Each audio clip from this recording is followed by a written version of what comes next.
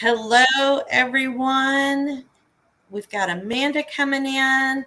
It's Money Coach Jen and Amanda, and we're here today for Wednesday Wealth Wisdom. How are you, Amanda? I'm doing great. How are you doing, Jen? I'm doing great. Doing great. Love that we're doing this. This is so much fun. We were Yes. talking ahead of time, and we've got a lot planned. It's going to be beneficial for hopefully everyone. Yes, absolutely. So, I have been doing, as you already know, but to tell everyone else, I have been doing on Fridays at 11:30 Central Standard Time lives on Stash Before You Dash. And my goal is to help people potentially find money or ways to not charge as much this year for Christmas, or even potentially not charge at all. So I'm going through that series, and we were talking about it, and I was like, so do you have any ideas on some Christmas gifts, maybe that, like the aunts and uncles that buy for the niece and nephews, where it's like, oh, they already have so much. Is there something else I could give them? Or just some other type gifts, maybe that are more financially smart, if that's even the right way to say it. So I'm Yep. going to turn it over to you and see Okay. what you were able to come up with.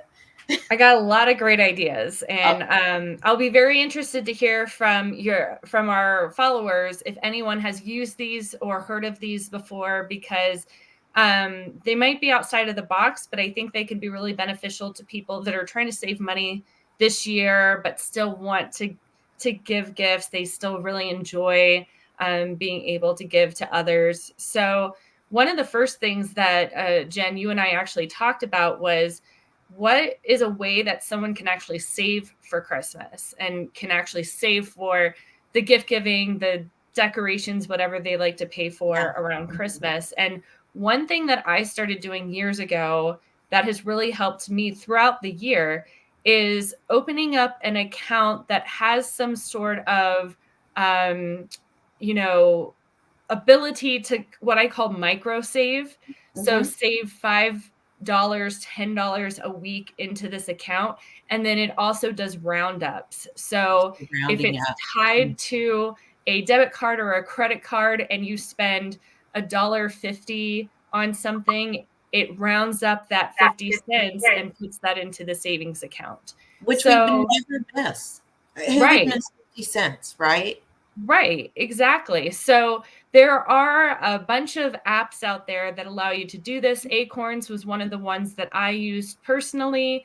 And what I did was I set it up at the beginning of the year. So this is something to think about for 2024, Mm-hmm. where you can put $5 a week into this account automatically from your checking account, but then also, again, tie a credit card or a debit card to that account and allow it to round up anything that comes to you, and that will start to add up over the course of the year. I think when I was doing that, by the time I got to the end of the year, I was probably saving $400 or $500 Mm-hmm. in that account without really feeling it.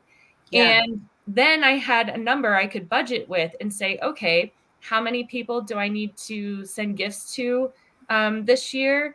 And then split it up by how much I have. And then that way I had a budget for each person and I didn't have to swipe a card and, accrue some debt over the years. So that was one really great way of saving for the holidays that doesn't feel like you're having to scrimp and save Yeah. the traditional way. I love that. So I did the quick math. $5 over 52 weeks is $260. Yes. And Yes. so, I mean, even if you did, let's just say $20, that's over $1,000. And wow, Yep. that blows my mind. It's just those little things. And then if you're rounding up on top of that, Right. wow, Yeah. that's And fantastic. I I know. love And it. when you automate it, like that's what makes it easy because you don't have to keep thinking every week, I need to put $5 in here or whatever else. It's Right. automatically coming out. So it can be $5, $10, $20 a week.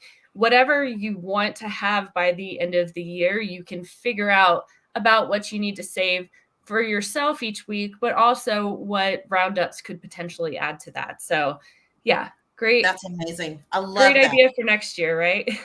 Absolutely. And why not start right now while you are shopping Yep. to go ahead and just slowly start putting the roundups in there, and just so you could see how Hmm. much in the next 2 months you could actually. I love it. I love that. That's a great tip. Okay, I Yeah. can't wait to hear the next one. So the next one is for our people who love to have uh, like credit cards with rewards. You've got cash Mhm, back, you've got points, you can use it for travel, you can use it for whatever. As long as people are using their credit cards responsibly and taking advantage of those points, something that some people don't realize with those points is that you can actually buy gift cards with them. mhm, And those could be gifts for your family for the holidays. So if you think about saving up your points and maybe you're not using points on one card for travel or whatever else, now you've got options of all sorts of different gift cards.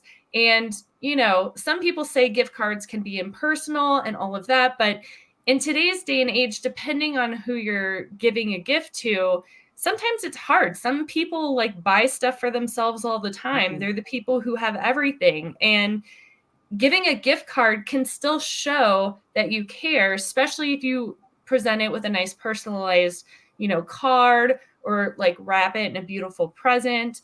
mhm, But that is a great way to save money because those points are already accumulating as you using your credit card responsibly. But mhm. now you can use it for something that can be gifted to others. Love that one too. I actually have a credit card that my points can get applied how I want them on my Hmm. bill. So Yes. you need to look at how your point system works. And Hmm. also, teenagers, they do not want us buying their clothes. Right. Go to a trendy, place that that one of their spots, and Yep. get them a gift card. I mean, they love that. And also, what a great way to introduce money to smaller kids too. I Hmm. mean, lots of learning possibilities. But yeah, the points for sure. Do not forget about your points.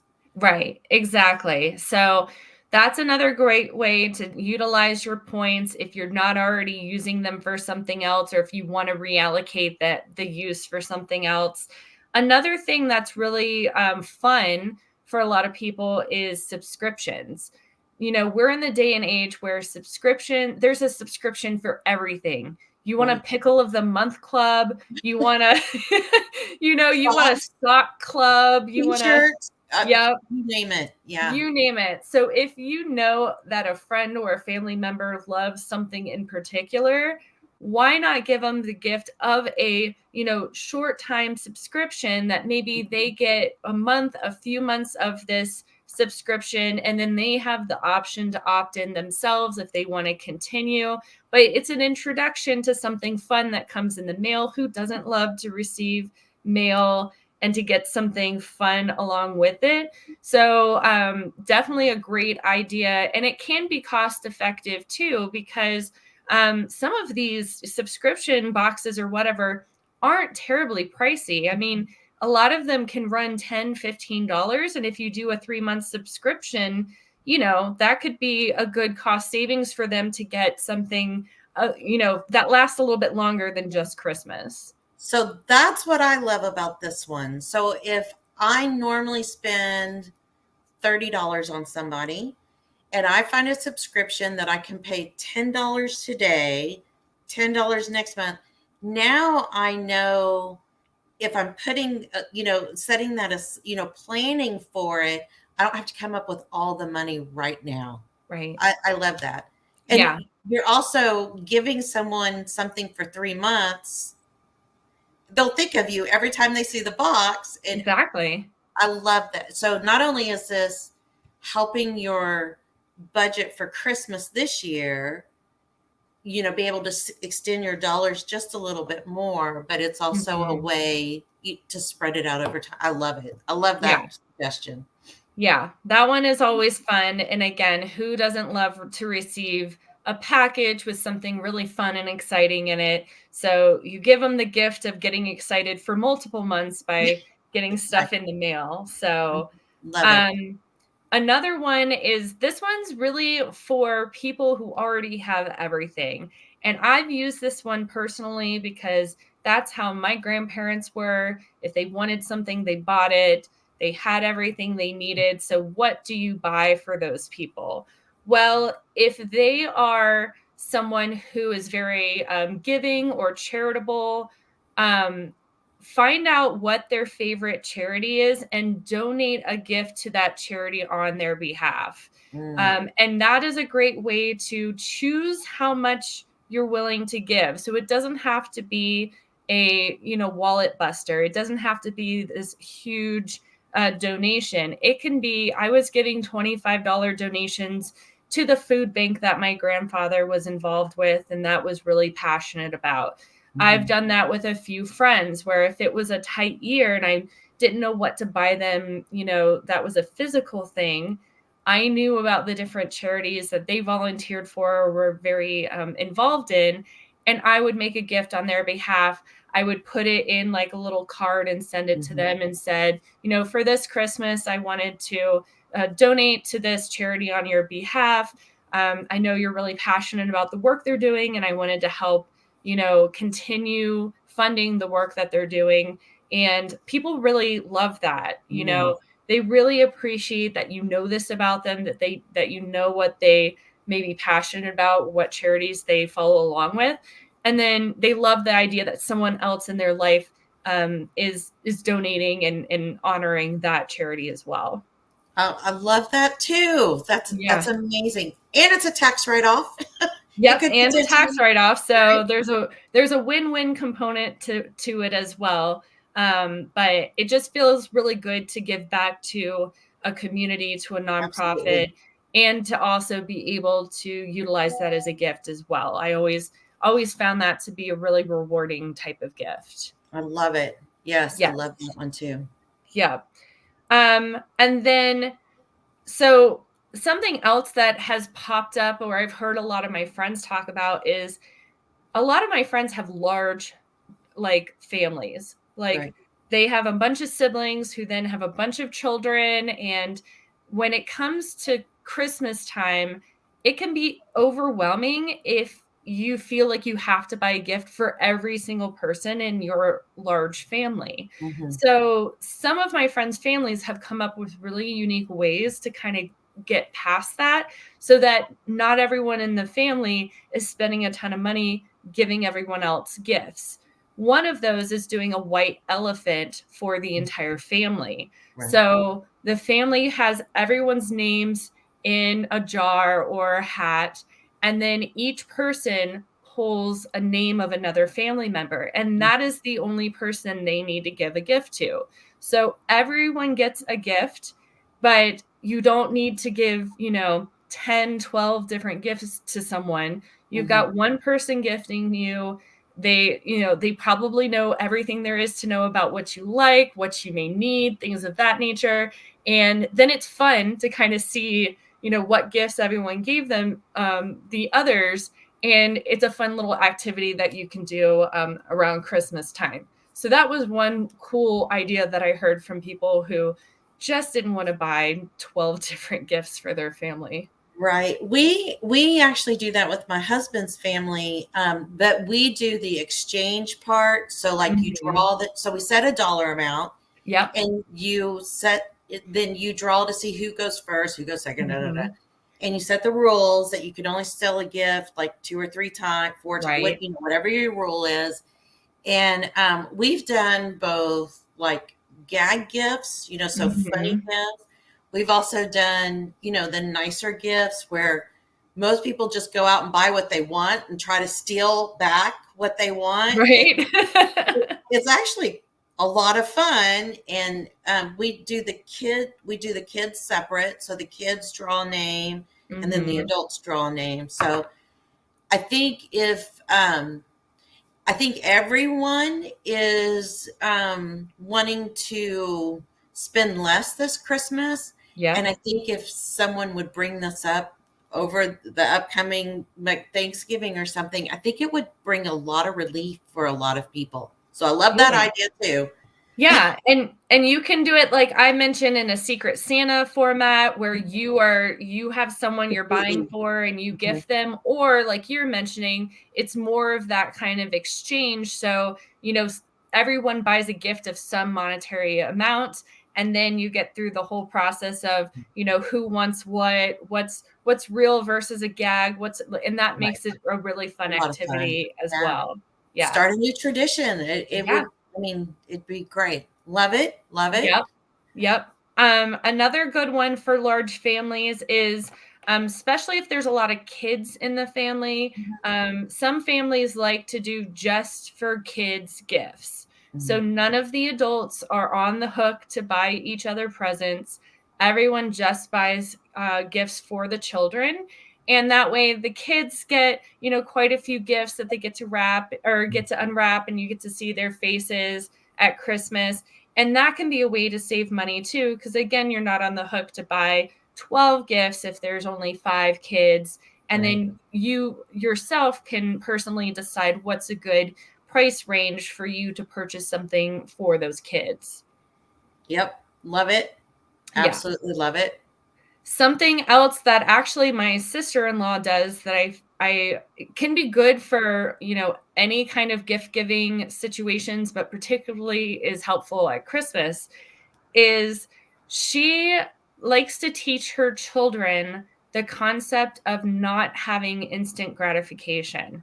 So, if you're a parent, I'm sure you have experienced going into a Walmart or a Target or any type of store and your kid immediately running and grabbing something and saying, "I want this. I want to have this."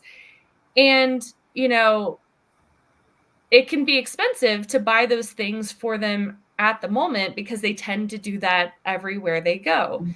Mhm. So, what she came up with was to create a wish list on Amazon for each of her kids. And every time they went into a store or they saw an advertisement on TV of the new Barbie or the new Bluey or the whatever, and they said, "I want that," she'd go on Amazon and find it and add it to the wish list. And she'd say, "You can't have that right now, but maybe if you're lucky, you'll get that for your birthday or you'll get that for Christmas." Then, over the course of the year, now you've got a large list of things that the The kids people. need. And I it's love it. not just, it can't, and it can also be more than just toys. It can be shoes, Mhm. clothing, school supplies, you name it. And Mhm. then when family reaches out and says, "What does so and so want for Christmas or their birthday or whatever else?" she sends the link to them to their wish list. And now they have a wide array of things to choose from every different type of, cost level that Mhm. they can decide. And they know that is something that that kid wanted. So they don't have to worry about asking, like, what is that cartoon that your daughter's into again? I forget the name of it. Like, it's all right there for them. What's the exact name of that video game? Yeah, Right. right. Yeah. Yep. That's brilliant too. And it also gives our kids a lesson because they are so into instant gratification with the Hmm. phones and all the conveniences we have. So that's a great tip as well. Yeah, and it's also a way for parents too to start kind of auditing the list too, because of course kids, go in and out of fads and Mhm. TV shows and stuff all the time. Right. They may have loved the color purple for 5 years, and now all of a sudden everything has to be orange. Right. Well, if there's a bunch of purple stuff on the list and they're not wearing purple anymore, guess what? You can That- remove those things from the list, then start adding whatever orange things they want to pick out, and it's right there. So it also allows them to make sure that whatever fad has come and gone for their kids mhm. can also do the same on the wish list. So yeah, Love it. I Love love it. that idea. Yeah. Another good way to do something for children, and this was an interesting thing I saw, I think, on social media last year. And this is great, especially for grandparents, for aunts and uncles, that sort of thing. Um, Kids can be into, like I said, all sorts of things. They're into Barbies, they're into Legos, they're into you name it. And if they don't need another toy, if they already have too many Lego sets or too many Barbies, and there's just not room for another single toy, something that those adults can do is, instead of buying them a toy, they can buy them stock in the company that makes that toy, and they Oh, can open a brokerage account, obviously under their name since the kid is a minor, mhm. but buy stock in that company and, keep an eye on it and watch it. And then it could be something they can pass on to the child when they're of adult age, and they can take it over and either also contribute to it and allow it to grow, or if they want to cash it out and use it for education or housing, or Mhm. they have the ability to do so. But that's Yeah. a great way to help save for a child's future, but Mhm. it doesn't have to be in in a physical toy. It could be something that'll really benefit them in the long run. Yeah, and even though the child may not appreciate it at the time, Hmm. they will I mean, if I was sitting here with, some Lego stocks, I'd probably be pretty happy right now. Right. Yeah. Molds or, whatever the fad is, who knows what'll take off. Yeah. That's a great way to really help and start teaching this investment side that so many are so afraid of to try to Yes. conquer. Yeah, Yeah. great suggestion. I love that too. Yeah, and I know a lot of grandparents and aunts and uncles also like contributing to like an already established 529 plan that Mhm. parents have set up for their kids. If parents want to set up a plan to save for their kids' education in the future, the cost of college, the cost of all of the things that go with education expenses, those other family members have the ability to contribute directly to that 529 plan, and they can do that as like a yearly Christmas gift.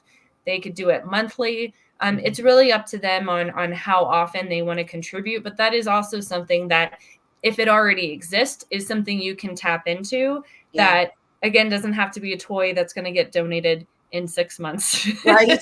Right. Because I mean, as parents, we overgive, I think, and we don't leave a lot of options for the family members. Yes, for Yes. sure. Yeah. And then the last one that I thought of, and again, I definitely used this as a kid, but I've used this a couple of times as an adult. Do you remember the popularity of those coupon books that people would create for family members back in the Yeah. day? Like for especially like Mother's Day, Father's Day, Right. especially Yep. those. Yeah. Yeah, so it wouldn't be a bad idea to bring that whole concept back, because it's a way to help people in your family and be able to say, I would love to be able to help you with yard work, or help you clean out the gutters, or organize your drawers, or any kind of thing that maybe that family member might need help with, or would be just a great gesture for them. You could create some like little gift certificates or coupon cards or any kind of thing, but with actual things that you can do for them. Clean Sure. their house, cook them a dinner, what name you, and then Mhm. give that to them for Christmas. And there doesn't have to again be a monetary value to it. It's all Yeah. about spending your time and donating your time to your family member and helping them out, and that's going to make them feel good. That's going to help them, especially if you've got, say, a brother or sister who just had a baby Yeah. and things are really tough, and so you say, I would love to step in and help you, like, babysit one night so that you guys can go on a date, or Sure. step in and help clean and organize your house, while you're taking care of the baby. There's all sorts of things that you can come up with that could just be a very beautiful gesture Mhm. towards your family that can help them out, that also saves you money. Yeah, I mean, giving your time versus buying these were all fantastic suggestions. I mean, I absolutely love all of them. Yes. Yeah, and I think it's a great list of ideas for just about everybody. And it really depends, like, when you get into the holiday season, and I know it can be a very stressful, anxiety inducing time, Mhm. either that time spent with family, the money that you feel like you have to spend, the time, like all of this kind of stuff. You can really assess, what are you capable of doing this year? Yeah. And the goal is to not accumulate debt. That's the goal at the end of the day. I know from personal experience what it looks like. 'Cause I love to give gifts. I love to shower friends and family with, gifts that show that I care. But I have put myself into credit card debt to do so, because I just did not prepare well enough to have money already saved, to have a budget, to stick to it. I would just swipe a card to buy all of these things. And then come January, you're like, oh my gosh, what have I done? The And now, January bill hangover, where right. you're coming in and you're going, wow. Yeah. And now new year you has to pay for last year's use financial decisions. Mhm. And we never want to pay for previous decisions. We want to be looking forward. So I hope these options are a great way for you to stay on budget this year, not spend more than you can, not get into credit card debt. And if it's something you can't do this year, it's a great idea for next year. So make sure to write them down, put them on a calendar or in a notebook or something like that, so you can remember, here are some things that I can do this year to prepare for a much less stressful, much less expensive holiday Mhm. season. Yeah, and the only thing I think I would add is I think everyone, including myself, I'm worried about the economy and how much Mhm. things cost. And, Yeah, you know, let's have these conversations with our families and, maybe go in together to buy mom and dad the gift, right. or donating time. I mean, I think especially our older parents, grandparents, they'd Mhm. rather just have us around versus getting a gift. So Right. I think really open up to, it's not necessarily the amount of money you spend, it's really just you being there. Let's get back to the spirit of Christmas. It's really coming together and being family and not spending a lot of money. Yes. Yeah, it can be scary and vulnerable to tell other people that you can't afford to do this or that or whatever else, But what and if come they up with say they these. can't either? I mean, you've Right. just given them a beautiful blessing of Mhm. opening up the conversation, going, "Oh my gosh, that's such a relief because we really are tight this year too." Yeah. And sometimes even just making some of these suggestions to your family means you don't necessarily have to come out and say, I'm broke this Christmas. I can't afford to buy Right. gifts for everyone. It could just be like, hey, I had a really cool idea. What if we start this new tradition of doing a secret Santa or doing a white elephant swap Sure. or just buying gifts for the kids? And I have a feeling your family will be pretty receptive to the Mhm. idea that they also don't have to spend money on 12 different people's gifts. So, it doesn't have to be this like confession of, oh, Sure. I No, spent no. too much this Yeah. summer. I really can't afford anything now. It can be, what's a good suggestion that will put you and your family in a good spot financially. Yeah, and I think anybody would, I mean, the economy is where we're all aware of what the economy is doing right now. So Right. everybody's paying attention. So Yes. this is the perfect time to have these conversations. Absolutely. So next week, because we're doing these every Wednesday. Next week, we're actually going to start going into a new series of how to start having these financial conversations with our families, especially since we're going to be around our families. Because I know when my mother passed, finding her will was a struggle. So Mm-hmm. that's kind of what we're going to start leading into. How do we have these conversations with our families? And because money is something that's taboo to talk about. And Yes. I think you and I are both on a mission to change that, and Mm-hmm. that it's just one of those adult things we have to talk about. Yeah, and a lot of people come from a family where they never talked about money. It was something that was the unspoken word. Mhm. And so it could very well still feel that way and still be that way in certain families. But we're going to offer up some great recommendations, some tips on how you can start those conversations Mhm. and have like meaningful, well thought out conversations around finances and around estate plans and all of that kind of stuff without it becoming a Weird. potentially Yeah. contentious or ugly type of conversation. I mean, Right. every family is different, but there are some great ways to kind of lean into it that Mhm. could generate some really positive conversations. Yeah. So that's where we're headed. So if you've liked this, please share it. We're trying to get this out to as many as we can. We'll be doing this every Wednesday, 2:30 Central Time. What time is it your time?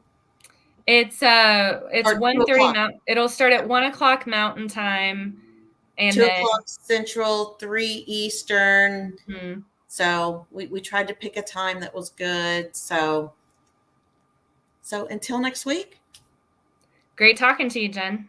love it. I'll see you next week. All right, take care. Uh-huh.